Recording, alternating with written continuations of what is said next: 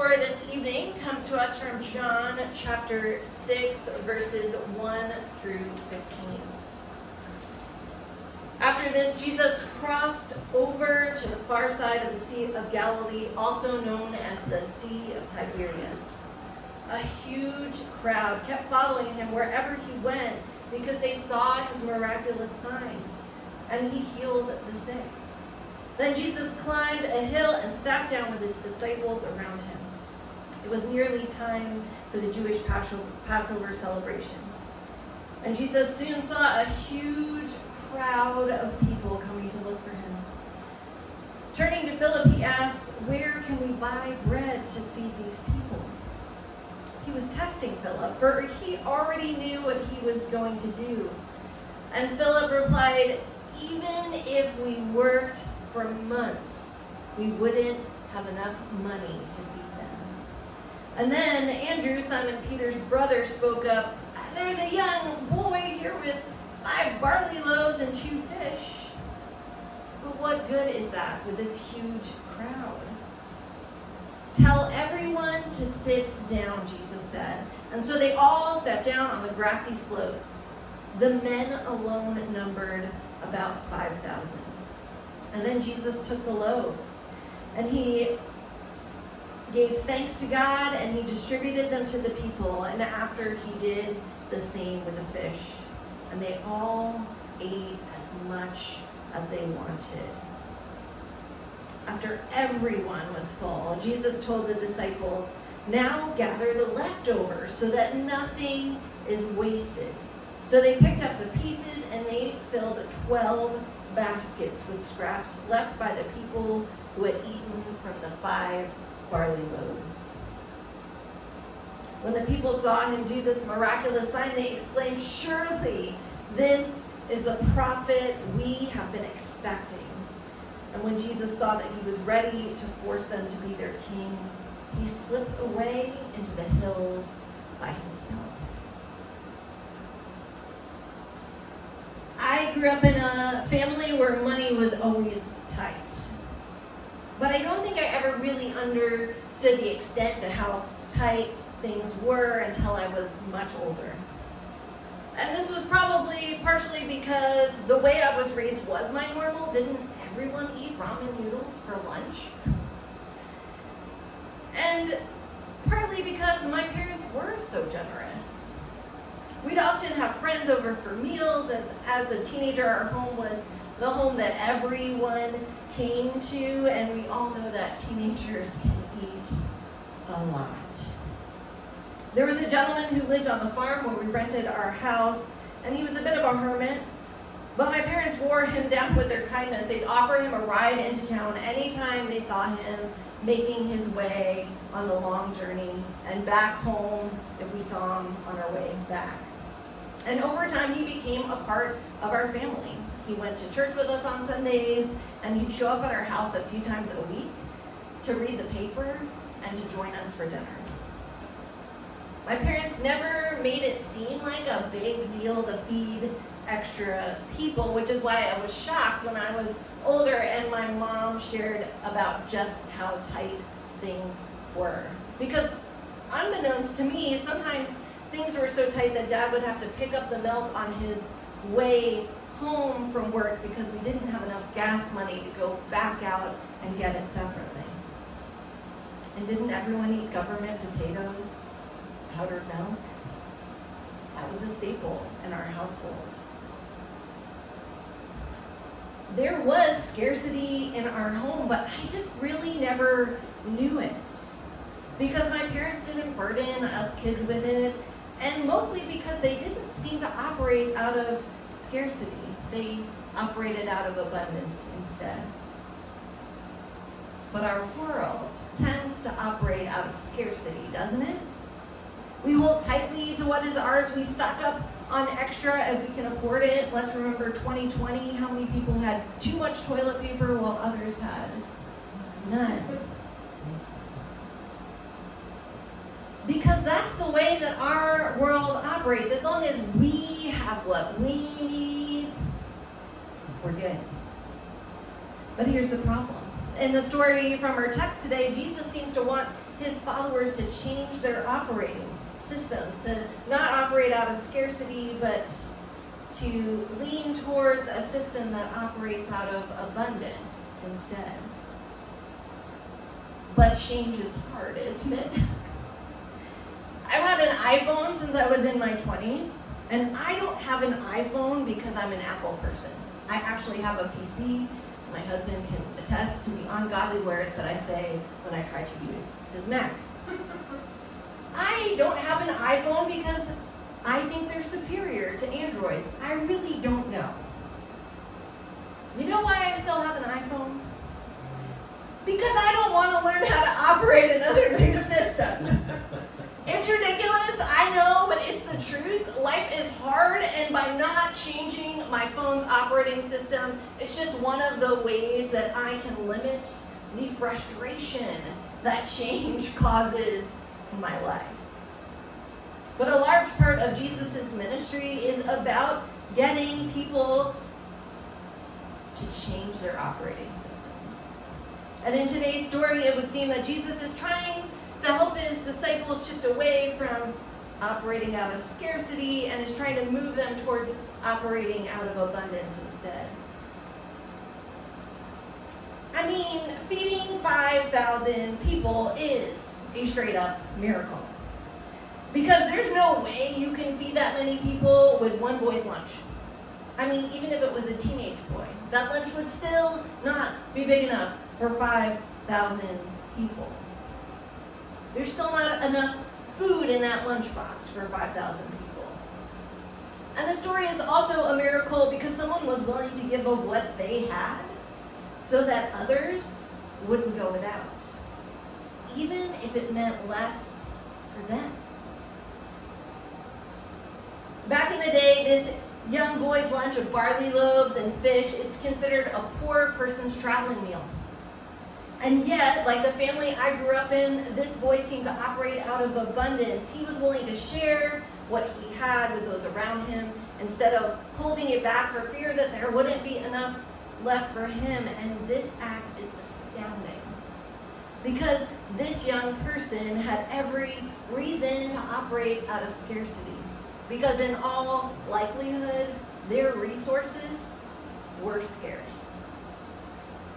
And it was this poor person's traveling lunch, and yet he chose to operate out of abundance instead.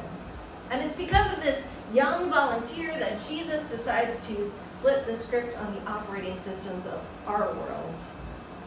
That all of the disciples and all of the people who had gathered to hear Jesus teach that day, they all experienced this miracle. And in our faith communities and our personal life, we can operate out of a realm of abundance. We could, but we don't tend to operate out of a realm of abundance or miracles, do we? We're too factual for that.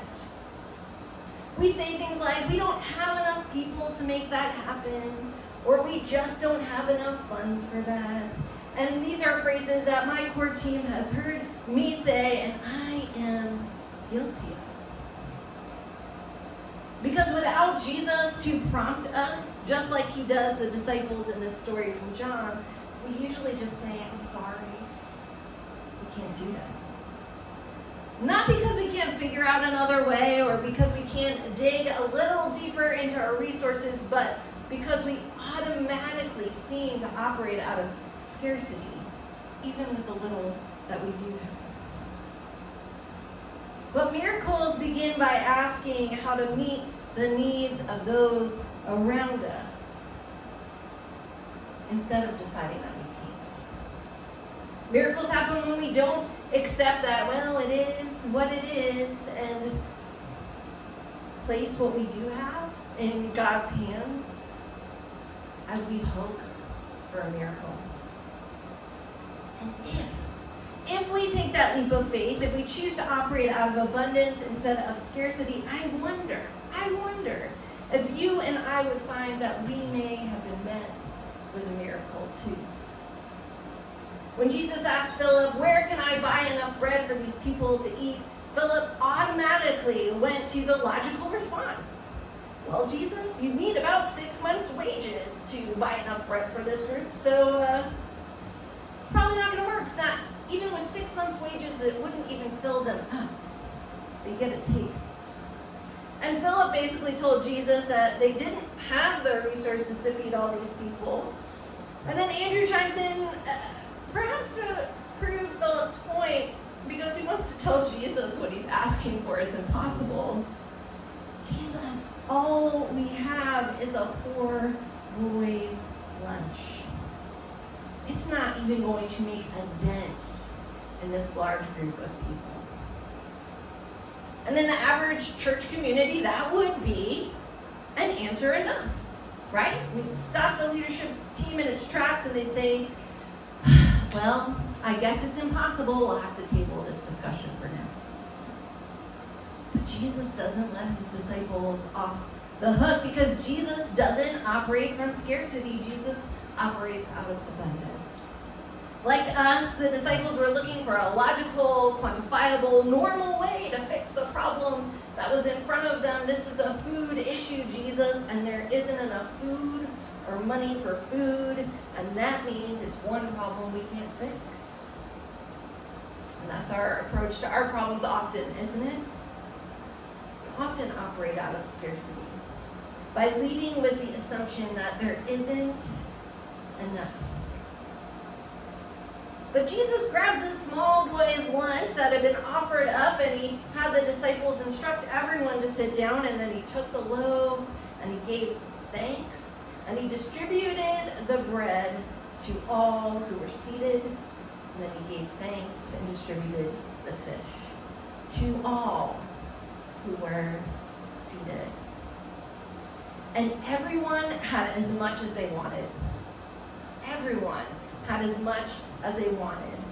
And then after everyone had had their fill, Jesus told the disciples, gather up what's left over. Spoken like a true poor kid. Don't waste anything. Collect those leftovers. Don't let any of this miracle go to waste. Any of this abundance be wasted. And you know how much extra they had left over? 12 basketfuls. Perhaps 12 doggy bags for the disciples. As just a reminder of what Jesus is capable of. Friends, if we're willing to give God everything we've got, even if what we have feels scarce, I do believe that God can and will bring God's abundance to our scarcity. And even though that got caught on guard here. Do you remember that gentleman who became a part of our family? Ray. Well, he became an active member in our church and eventually part of the church's leadership team. He still is today. And even though this man lived in a small camper on the farm and had very few resources, instead of holding tightly to every dime that he earned, he chose to live out of abundance instead. We found out that he was secretly, financially blessing some of the struggling families in that congregation with his own money. Friends, sometimes we look around and we think, man, all I've got is this poor boy's lunch. And then we're kind of tempted, right, to tighten our grip on what we have. What if God is asking us to dream bigger? Asking us to put what we have in God's hands? Because when we place our resources in God's hands, somehow they do seem to multiply, and impossible things seem to get done. So what about you? Are you operating out of scarcity or abundance? And if you've been operating out of scarcity like me, I mean, I'm throwing myself in this kettle. How might we be feeling God calling us to step out in faith? What might it look like to change our operating system from one of scarcity to abundance?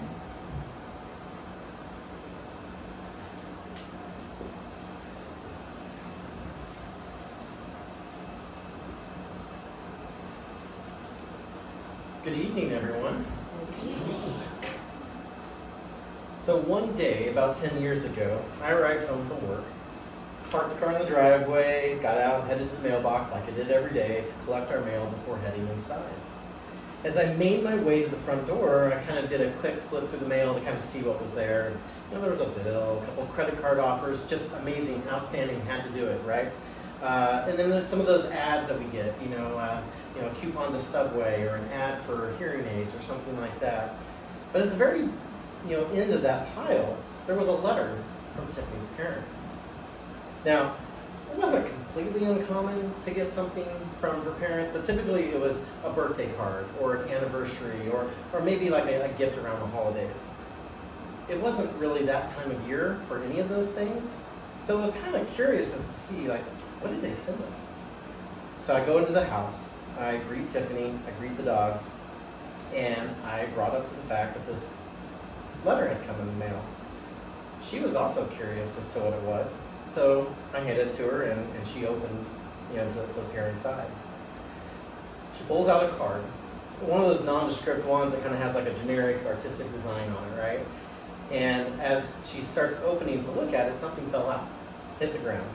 So I reach down to pick it up, and I see that it's a check, folded in half. And as I open it up, I see it's a check made out to us for $250. I was shocked. And I look at this, and I look at Tiffany, and I said, "You're not going to believe this." And she opens up, she goes, "Oh my gosh, this is just unbelievable." Now, $250 is a very generous check and payment to get from anyone. But as you heard tonight, it's even more remarkable in the fact that her parents live on a fixed income. They don't have a lot of extra money, and yet they were willing to show this love and generosity to us.